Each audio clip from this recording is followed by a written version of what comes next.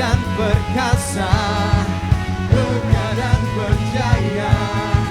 Yesus Tuhan, Yesus Tuhan, tempat perlindungan, gunung pertahanan.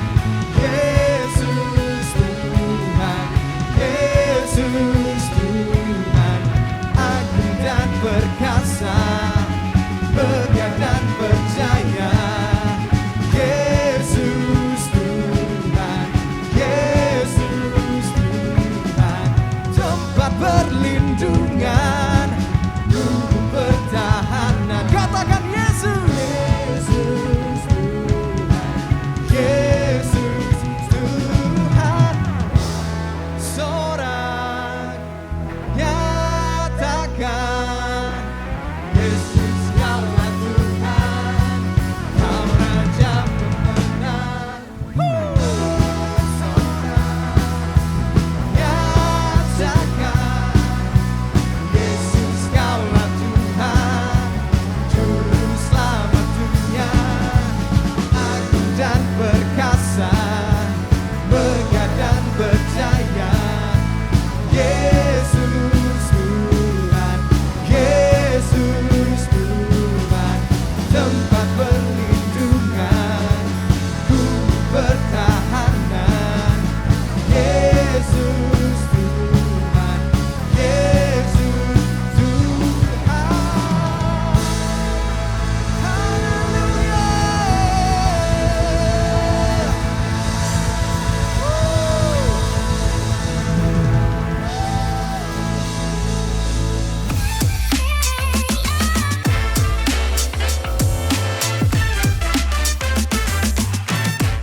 Hello students, welcome to Radiant Student Online Service, ibadah online untuk pelajar SMP dan SMA. Gimana kabar teman-teman semua? Semoga tetap semangat di tengah tumpukan tugas dan juga ujian tengah semester ini ya teman-teman. Sekarang kita sama-sama siapkan hati untuk mendengar firman Tuhan. Let's pray. Tuhan Yesus, kami bersyukur di tengah-tengah masa ujian, di tengah-tengah tumpukan tugas, Engkau Allah yang selalu memberikan kami kekuatan baru. Kami serahkan hari ini dan kami siap untuk mendengarkan firman Tuhan. Dalam nama Tuhan Yesus kami berdoa. Teman-teman, hari ini kita memasuki masa Prapaskah atau masa-masa sebelum Paskah. Setiap tahun kita merayakan Paskah, yaitu hari kebangkitan Tuhan kita, Tuhan Yesus Kristus. Hari di mana kita dibebaskan dari hukuman maut karena Yesus yang sudah menggantikan kita dan Dia menang atas maut. Teman-teman, sebagian besar dari kita pasti udah pernah merayakan Paskah ya. Waktu merayakan Paskah, apa sih ada dalam pikiran teman-teman? Mungkin asik nih ada event, atau wah asik nih bisa nyanyi, bisa praise worship bareng-bareng, lompat-lompat bikin happy. Atau wah asik nih ada acara seru di gereja, atau apa yang ada dalam pemikiranmu. Teman-teman, beberapa hari sebelum Paskah, sebelum Tuhan Yesus bangkit, ada sangat banyak kejadian yang menguras emosi. Jadi nggak langsung bangkit dan nggak langsung seperti yang kita rayakan hari ini. Di hari-hari terakhir Yesus hidup di dunia, Dia mengalami yang namanya pengkhianatan oleh sahabatnya sendiri. Ingat kan kisah Petrus dan Yudas yang mengkhianati Yesus yang kita pernah bahas beberapa minggu yang lalu. Setelah itu Yesus juga pernah mengalami penyiksaan, baik secara mental dan juga secara fisik. Dia diadili beberapa kali, diperiksa oleh hakim, ditanya-tanya, dan pertanyaannya bukan pertanyaan yang baik-baik, bertanya baik-baik teman-teman. Tapi pertanyaan yang menekan, yang push, dan dia juga disiksa oleh hukuman-hukuman secara fisik. Hukuman cambuk, hukuman pukul, ada beserta banyak hukuman fisik lainnya. Masa-masa sebelum penyaliban dan sebelum kebangkitan Yesus adalah masa-masa yang berat. Tetapi masa berat itu tidak berlangsung selamanya. Endingnya pasti menang karena Tuhan kita sudah menang atas alam maut. So we are more than a conqueror because God is in us. Karena Tuhan kita adalah Tuhan yang menang, maka waktu kita menerima Tuhan Yesus dalam hidup kita, kita adalah orang-orang yang menang juga. Karena Tuhan yang menang ada dalam hidup kita. So apa sih tujuan Tuhan memberikan kita kemenangan ini? Tuhan mau menjadikan kita ini partner teman-teman. Partner kerjasama bersama dengan Tuhan untuk menjadi saksi Kristus. Tuhan mau untuk bareng-bareng sama kita untuk menceritakan kebesaran Tuhan, kebaikan Tuhan, dan karya-karya Tuhan yang sempurna dalam hidup kita semua manusia. Ngomong-ngomong soal saksi, Kalau dibilang kita ada buat jadi saksi Tuhan, apa sih maksudnya? Teman-teman, siapa sih di sini yang pernah beli barang-barang lewat online? Ada ya? Siapa nih yang pernah nih? Saya sering beli online dan biasanya nih baju misalnya ya, atau teman-teman nih yang cewek-cewek suka beli perintilan-perintilan yang lucu-lucu. Ih lucu beli, ih lagi diskon beli.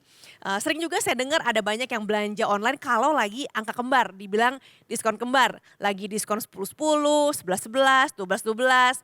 Jadi ditungguin nih, sampai ditungguin banget kalau udah ada barang yang diincer, ditungguin nih. Kalau udah masuk harinya langsung check out ya. Biasanya kalau mau beli barang, teman-teman nanya pendapat orang lain betul? Atau nanya ke orang yang pernah beli barang yang sama. Kalau ini jenis ini oke nggak sih? Kamu pengalaman kamu gimana? Kalau beli di toko ini oke nggak sih? Atau toko itu mending yang mana? Kalau saya pribadi biasanya saya cek review di e-commerce-nya, baca review-review jujur dari para pembelinya. Atau cek di Google, kalau barang ini atau jenis ini apa sih kata orang yang pernah pakai. Waktu awal pandemi, semua kegiatan dialihkan ke online. Teman-teman masih ingat ya, tiba-tiba semua sekolah online dan semua yang dilakukan itu semuanya butuh gadget. Saya yang tadinya nggak punya headset, karena biasanya ya udah aja kalau telepon atau langsung di play begitu saja. Saya terpaksa harus beli headset karena memang seperlu itu. Lalu mulailah saya search dan teman-teman tahu sendiri kalau headset itu sangat banyak mereknya dan jenisnya. Lalu pilihan saya jatuh ke sebuah headset merek Jepang yang saat itu lagi diskon besar-besaran sampai 70%. Awalnya saya khawatir, aduh gimana ya nanti kalau kualitasnya jelek karena murah setelah diskon. Lalu saya melihat review di Google dan melihat review itu adalah jalan ninjaku teman-teman. Saya cek merek itu dan reviewnya dari berbagai negara ternyata positif. Semuanya bilang, oh ini awet, ini bagus dan lain-lain ya. Nah fix deh beli dan benar aja sampai 3 tahun sampai hari ini headset itu masih tetap bagus dan awet. Review-review itu membantu saya untuk memilih dan dapat informasi. Akhirnya saya memilih yang tepat. Sebetulnya keputusan akhir mau beli itu atau enggak, mau beli merek yang ini atau yang lain, itu terserah saya. Betul nggak teman-teman? Nggak ada yang memaksa, oh harus wajib beli ini, kalau baca review ini harus beli yang ini. Enggak kan teman-teman? Semuanya diserahkan keputusannya ke dalam tangan masing-masing. Nah, review-review pengguna itu seperti sebuah testimoni atau kesaksian yang akan membantu si calon pembeli dalam menentukan pilihannya. Apakah pasti akan beli merek itu atau enggak, akan beli barang itu atau enggak, belum tentu juga. Tapi kesaksian itu atau review itu pasti akan berdampak pada yang sudah baca atau mendengarnya. Mungkin aja dia baca review itu dan dia bilang ke temennya yang mau beli barang itu, dia bilang, aku pernah baca katanya bagus, katanya begini. Pasti pada akhirnya ada gunanya. Nah, teman-teman, ngomong-ngomong review, ngomong-ngomong saksi, saya mau ajak kalian baca di Kisah 1 ayat 8, diambil dari Alkitab Terjemahan Baru edisi kedua.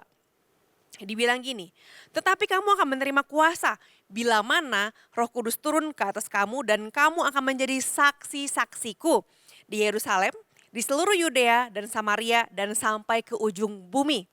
Dalam bahasa Inggrisnya dikatakan, but you will receive power when the Holy Spirit comes upon you. And you will be my witnesses, telling people about me everywhere.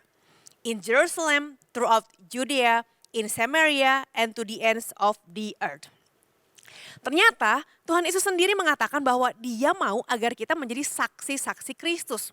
Buat apa? Dikatakan telling people about God everywhere. Memberitahu tentang Tuhan di mana-mana, everywhere. Tentu dengan pertolongan Roh Kudus. Roh Kudus yang akan menjadi sumber kekuatan dan sumber kesaksian kita. Sehingga kita bisa bercerita dengan berani tentang iman kita. Di Kisah Para Rasul 1 ayat 8 dibilang kalau kita akan jadi saksi di beberapa area. Area apa aja nih? Nah teman-teman, area-area ini bisa digambarkan seperti lingkaran yang berlapis-lapis. Kita sama-sama lihat ya. Yang pertama itu, Tuhan mau agar kita menjadi saksi di Yerusalem. Di sini adalah Yerusalem ya, kita tulis huruf J ya, Yerusalem. Yerusalem ini adalah yang paling pertama dan paling pusat dari lingkaran ini. Apa sih tempat dan di mana sih tempat kita semua pasti tinggal? Tempat itu adalah rumah. Entah itu adalah rumah kamu atau mungkin kamu tinggalnya di kosan atau kamu tinggal di suatu tempat di mana kamu dibesarkan. Kamu tinggal dan kamu bertumbuh. Alkitab menuliskan sebagai Yerusalem, ini adalah tempat awal di mana Yesus memulai pelayanannya. Everything start from Jerusalem. Tuhan Yesus lahir di sebuah keluarga, ada mamanya, ada papanya, ada saudara-saudaranya. Dan Tuhan Yesus juga mengalami masa-masa dia menjadi bayi, jadi anak, dan jadi kakak. Siapa di sini yang anak sulung nih, yang anak pertama? Yesus pun sama, dia anak pertama dari banyak saudara. Di saat Yesus masih tinggal di rumah ayah dan ibunya, dia membantu pekerjaan rumah dan membantu ayahnya sebagai tukang kayu. Yang utama dan terutama adalah menunjukkan perhatian kita kepada keluarga kita. Di rumah misalnya, kamu bisa bantu mama kamu dengan beresin kasurmu, make up your bed setiap hari, setiap pagi pas bangun tidur. Cuci piring bekas makananmu, sapu-sapu sedikit deh lantai. Kalau misalnya kamu lagi ada waktu kosong, minimal sapu kamar kamu. Dan sesimpel ngasih kabar kalau kamu lagi di luar rumah dan ngasih info yang jelas pulang jam berapa. Menepati janji itu juga menjadi bagian dari komitmen pelayanan kamu loh terhadap keluarga. Jadi saksi di tengah-tengah ini di Yerusalem adalah waktu kita menjadi berkat buat keluarga kita. Nah yang kedua, menjadi saksi di Yudea. Apa itu Yudea nih teman-teman? Ini lingkaran yang kedua ya. Yudea. Yudea menggambarkan tempat yang bukan rumah tapi sering didatangi. Dalam konteks teman-teman pelajar berarti sekolah atau homeschooling, mungkin itu tempat kamu biasa belajar. Atau bertemu dengan teman-teman sepembelajaran kamu. Di sekolah kamu berinteraksi dengan teman sekelas, teman beda kelas, ada guru, ada cleaning service, bahkan dengan penjual jajanan di sekitar kantin. Di sana kita bertemu dengan orang lain yang bukan keluarga kita. Kita bisa memilih bagaimana cara kita memperlakukan mereka. Di lingkaran ini ada banyak orang-orang yang akan kamu pengaruhi nih teman-teman. Di sini kamu mau berlaku dengan sopan atau kamu berlaku cuek? Kamu mau berlaku ramah atau kamu berlaku sembarangan aja nih? Kamu bisa jadi berlaku, kamu jutekin mereka mungkin, kamu bisa seenaknya dalam berkata-kata dan treat mereka dengan berpikir bahwa kan dia nggak akan kenal sama mama saya, dia nggak bakal laporin saya.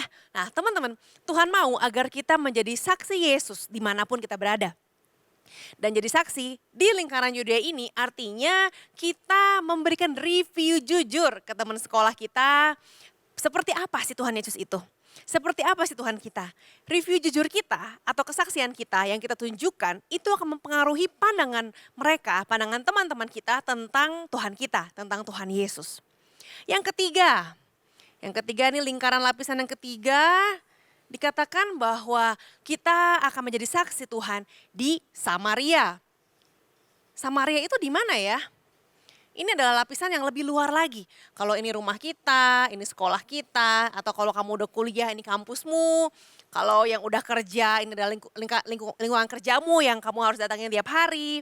Nah berikutnya lagi adalah Samaria. Waktu Tuhan Yesus menyebut Samaria, pada zaman itu Samaria adalah kota yang berisi orang bukan Yahudi. Orang yang disebut tidak mengenal Tuhan pada saat itu. Samaria adalah lingkungan masyarakat di luar sekolahmu atau kampusmu. Bisa jadi itu adalah tempat les mungkin, di mana kamu ketemu dengan teman-teman dari sekolah-sekolah lain yang bukan teman sekolah yang ketemu tiap hari. Atau lingkungan tetangga dan lingkungan masyarakat di sekitar rumah. Mereka adalah orang-orang yang mungkin belum kenal Tuhan. Nah teman-teman, di Samaria ini kita ketemu berbagai jenis orang dan dari orang yang mungkin cocok sama kita atau bisa jadi orang-orang yang benar-benar kita gak kenal sama sekali. Tapi cara kita menghadapi mereka itu akan mempengaruhi cara pandang mereka terhadap Tuhan kita. Lingkaran yang terakhir dan paling luar adalah ujung bumi. Wah, di mana tuh ujung bumi? Kalau kita lihat pada zaman itu yang disebut ujung bumi itu bukan berarti titik akhir bumi karena bumi itu bulat ya teman-teman. Pada saat itu ujung bumi adalah kota besar di mana orang-orang mencari kerja atau usaha, yaitu di kota Roma. Ujung bumi adalah tempat di mana kita menjalani visi kita, hidup kita. Dan kalau bulan lalu kita belajar untuk mencari panggilan Tuhan atas hidup kita. Dan belajar bahwa ada 7 mountains, yaitu 7 area yang Tuhan ingin agar kita memberi pengaruh yang baik. 7 area tersebut adalah family, religion, education, media, ada art, sports, and entertainment, ekonomi, dan government. Visi dari Tuhan kira-kira ada di dalam 7 area itu teman-teman. Itulah yang bakal kita jalani selama kita hidup. Dan semua orang pasti punya tujuannya masing-masing. Ujung bumi adalah tempat kita mengembangkan diri dan menjalani panggilan Tuhan dalam hidup kita. Di saat kita menjalani panggilan kita, di sini kita akan bertemu dengan berbagai macam orang dan semakin banyak lagi. Kalau teman-teman lihat, awalnya kita ketemu dengan keluarga di Yerusalem. Lalu kita ketemu dengan orang yang ada di sekolah kita atau di kampus kita. Lalu kita ketemu tambahan lagi orang-orang yang ada di sekitar tetangga, mungkin di masyarakat kita, di tetangga kita, tempat les. Dan akhirnya kita sampai ke ujung bumi di mana kita bertemu dengan orang-orang yang akan bekerja sama dengan kita. Teman-teman, Tuhan mau agar kita memberi pengaruh kepada setiap orang yang kita temui saat kita menjalankan panggilan Tuhan. Orang-orang yang kita temui saat kita jalanin visi ini macam-macam teman-teman. Ada orang yang belum kenal Tuhan, ada orang yang dekat-dekat sama Tuhan, ada juga orang yang lagi jauh sama Tuhan. Value mereka pun beraneka ragam. Nah, keberadaan kita seharusnya menjadi saksi atau testimoni atau review jujur tentang kebaikan Tuhan bagi mereka. Gimana cara kita berbisnis nanti? Gimana cara kita berkata-kata? Cara kita bekerja dalam kelompok? Cara kita merespon orang-orang di sekitar kita? Itu akan membuat orang tersebut melihat seperti apa Tuhan kita. Apakah kita menunjukkan bahwa Tuhan kita itu penuh kasih? Apakah kita menunjukkan bahwa Tuhan kita itu tulus? Atau justru kita membuat orang berpikir bahwa wah Tuhan kita itu Tuhannya kayaknya gak menyenangkan deh. Kayaknya Tuhannya gak sopan, kayak Tuhannya kasar. Semua tergantung dari kesaksian kita. Sebuah perubahan yang nyata bisa kita lihat dari kehidupan Petrus. Masih ingat kan bagaimana dia pernah menyangkal Yesus 3 kali sebelum ayam berkokok. Kita sama-sama baca di Kisah Para Rasul 2 ayat 38 dan 41. Dikatakan bahwa di ayat 38 jawab Petrus kepada mereka, "Bertobatlah dan hendaklah kamu masing-masing dibaptis dalam nama Yesus Kristus untuk pengampunan dosamu, maka kamu akan menerima karunia yaitu Roh Kudus." Petrus yang tadinya menolak dan menyangkal kalau dia kenal Yesus, setelah dia menerima Roh Kudus, dia penuh dengan keberanian. Makanya dia bisa bilang begini, "Bertobatlah dan hendaklah kamu masing-masing dibaptis dalam nama Yesus Kristus untuk pengampunan dosamu." Dengan yakin dia mengatakan agar semua orang bertobat dan percaya kepada Yesus Kristus, nama yang tadinya dia sangkali. Itulah yang Tuhan inginkan untuk setiap kita. Bukan hanya untuk Petrus, Tuhan ingin agar kita dengan berani memberikan review jujur mengenai kebesaran Tuhan dalam hidup kita.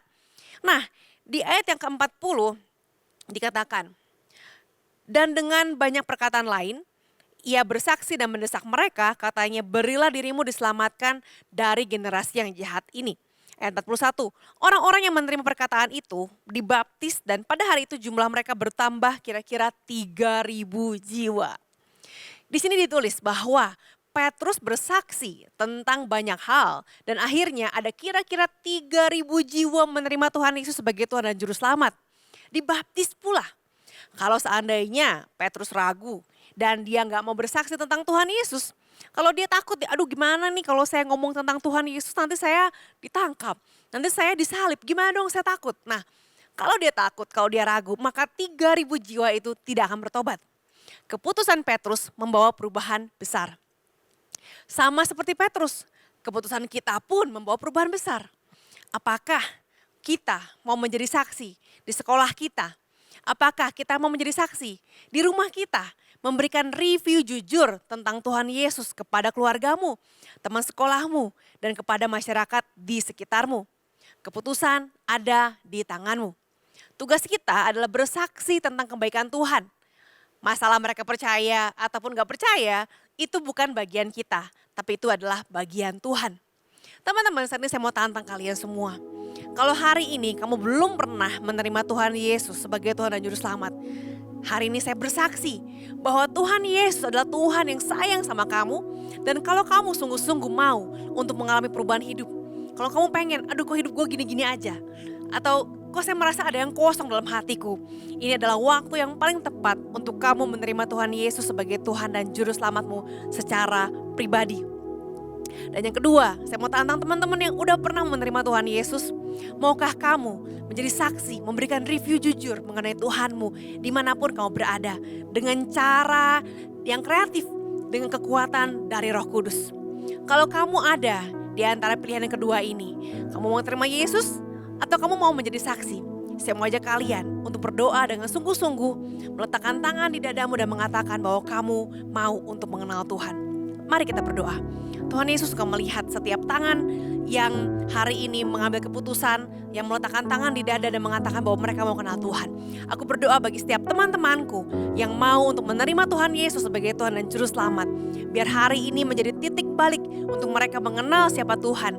Titik balik untuk mereka menerima Tuhan Yesus sebagai Tuhan mereka. Sehingga hari ini Tuhan Yesus menjadi yang utama dalam kehidupan mereka. Tuhan mengampuni dosa mereka semua dan menyucikan mereka, membersihkan mereka seperti salju.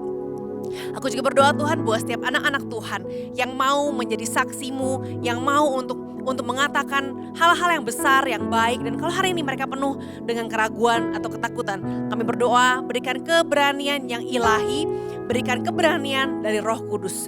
Biar Roh Kudus yang terus memenuhi kami dengan kuasa-Mu. Kami terima Roh Kudus dalam nama Tuhan Yesus sehingga ada keberanian dan kami bisa menjadi saksi Tuhan dimanapun kami berada. Nah, hari ini jemaat Allah, angkatlah tanganmu, terimalah berkat Allah dalam nama Bapa, Putra, dan Roh Kudus. Biar berkat Allah yang menjadikan engkau berhasil dalam setiap apapun yang engkau kerjakan, sehingga Tuhan Yesus yang dimuliakan dalam setiap kehidupanmu. Terima berkat Allah, dan semua anak Tuhan yang sudah menerima berkat Allah sama-sama katakan amin. Teman-teman, kalau teman-teman mau sharing sesuatu, kamu bisa scan QR code di bawah ini dan akan ada pendoa, juga counselor yang siap untuk mendoakan kalian. So happy weekend, God bless you.